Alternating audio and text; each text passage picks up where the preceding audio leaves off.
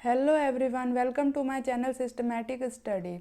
Today I am going to explain chapter 4 pricing. Topics to be covered are meaning of pricing, objectives of pricing. First of all, meaning of pricing. Pricing is the act of determining the value of a product or service. Price is the amount the buyer needs to pay to purchase a product or service. It is a process by which a business organization sets a specific price for its product or service. In order to determine the price of a product or service, a profit margin is added to the cost of the product or service. So what is pricing? Pricing is an act by which the value of a product or service is decided. It is the amount the buyer needs to pay to purchase a product or service. ये वो amount है जो किसी भी product या service को खरीदने के लिए बायर को पे करना होता है, और ये एक एक्ट है जिससे कि किसी प्रोडक्ट या सर्विस की वैल्यू डिसाइड की जाती है. ये वो प्रोसेस है जिससे कोई भी बिजनेस ऑर्गेनाइजेशन अपने बनाए हुए प्रोडक्ट या सर्विस का वैल्यू डिसाइड करती है कि मार्केट में ये जाएगा तो ये किस अमाउंट पे जाएगा, किस वैल्यू पे इसे बेचा जाएगा. और वो कैसे डिसाइड किया जाता है कि जो भी कंपनी की कॉस्ट आई है उस प्रोडक्ट या सर्विस को प्रोवाइड करने के लिए, उसमें एक प्रॉफिट मार्जिन ऐड कर दिया जाता है और उस प्रोडक्ट की प्राइस डिसाइड हो जाती है. So price is equals to cost plus profit. So for example, if the cost of a product is 100 rupees and profit margin is 10%, तो प्राइस कितना हो जाएगा? सिंपल सी बात है, 100 तो उसका कॉस्ट है और 10% हमें उस पर प्रॉफिट चाहिए. तो 100 का 10% कितना होगा? 10 रुपीज़. तो 10 प्लस 100 इज़ 110. सो ये प्रोडक्ट मार्केट में 110 पे बेचने के लिए भेजा जाएगा. ठीक है, ये इसकी प्राइस होगी. अगला टॉपिक है फैक्टर्स डिटरमाइनिंग प्राइस. मतलब ऐसे कौन कौन से फैक्टर्स हैं जो किसी भी प्रोडक्ट या सर्विस का प्राइस डिसाइड करते हैं. तो सबसे पहले है cost of raw materials. Raw materials क्या होता है? जिससे प्रोडक्ट बनता है. तो रॉ मटेरियल्स की कॉस्ट जितनी होगी उस पर उस प्रोडक्ट की प्राइस डिपेंड करेगी. सेकेंड है cost of manufacturing the product, की उस प्रोडक्ट को बनाने में प्रोडक्शन प्रोसेस में कितना खर्चा आया है. Third is demand for the product. जब किसी प्रोडक्ट की डिमांड बहुत ज़्यादा होती है तो उसका प्राइस क्या होता है? इंक्रीज़ हो जाता है, राइट. और जब डिमांड कम हो जाती है तो प्राइस डिक्रीज़ हो जाता है.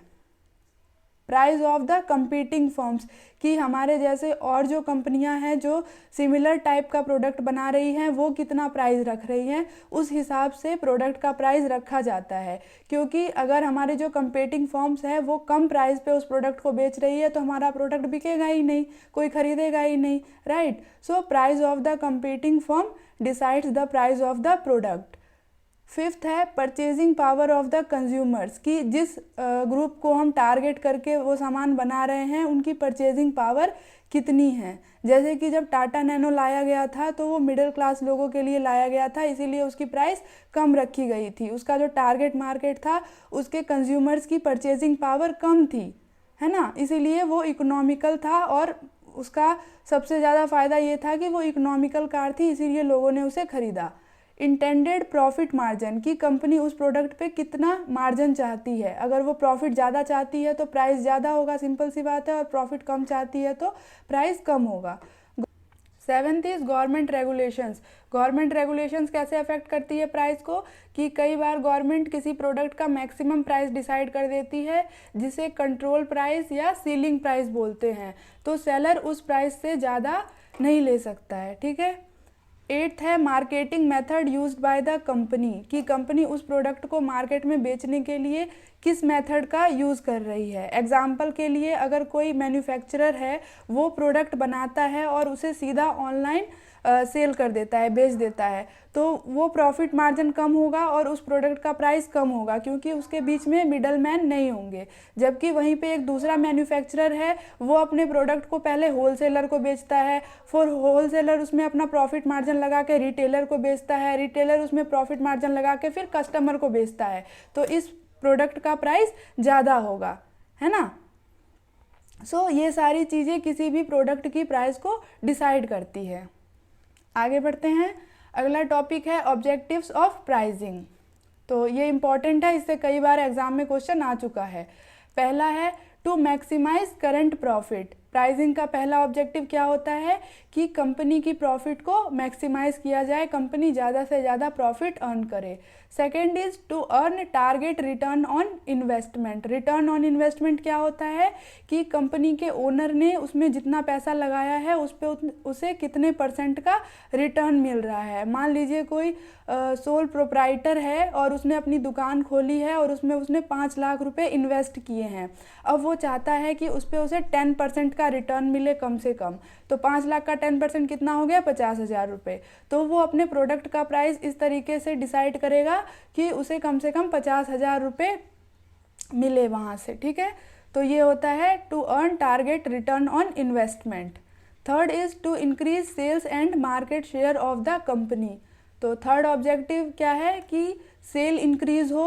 अब कंपनी अगर प्रोडक्ट का प्राइस बहुत ज़्यादा रखेगी तो लोग उसे खरीदेंगे नहीं, है ना। तो प्राइस ऐसा रखे कि लोग उसे ज़्यादा से ज़्यादा खरीदे, सेल इंक्रीज हो और कंपनी की मार्केट शेयर इंक्रीज हो। Fourth is to target new market, कि प्राइस ऐसा रखे कि जो लोग उसे पहले नहीं खरीदते थे वो भी अब उसे खरीदे और नया मार्केट कंपनी के लिए बने और वो नए मार्केट को टारगेट कर पाए। Fifth is to meet and prevent competition. Competition को फेस करने के लिए प्राइस डिसाइड किया जाता है। कंपटीटर्स को देखा जाता है कि वो किस प्राइस पे बेच रहे हैं और फिर उन्हें देखने के बाद उस हिसाब से प्राइस डिसाइड होता है।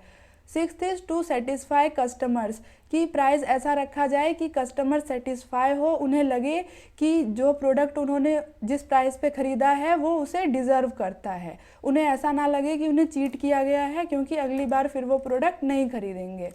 Seventh is to promote a new product. तो जब कंपनी कोई नया प्रोडक्ट मार्केट में लेके आती है तो उसका प्राइस इस तरीके से रखती है कि लोग उसकी तरफ अट्रैक्ट हो। Eighth is to maintain price stability. एक ऐसा प्राइस डिसाइड किया जाता है जो कि स्टेबल रहे, जिसे बार बार चेंज ना करना पड़े। Ninth is to ensure survival and growth of the company. तो अगर हम प्रोडक्ट का प्राइस बहुत ही कम रख देंगे तो कंपनी सर्वाइव ही नहीं कर पाएगी, ग्रोथ ही नहीं कर पाएगी। तो प्राइस ऐसे रखना है कि कंपनी भी सर्वाइव कर पाए, ग्रोथ कर पाए और कस्टमर को भी सेटिस्फाई किया जाए। तो ये सारे ऑब्जेक्टिव्स होते हैं प्राइसिंग के। ये था आपका चैप्टर 4। आई होप कि क्लियर हुआ होगा। फिर भी अगर कोई डाउट है या कोई सजेशन है तो आप कमेंट सेक्शन में बता सकते हैं। अगर आपको वीडियो हेल्पफुल लगी हो तो लाइक, शेयर और चैनल को सब्सक्राइब जरूर कर दीजिएगा। मिलते हैं अगली वीडियो में।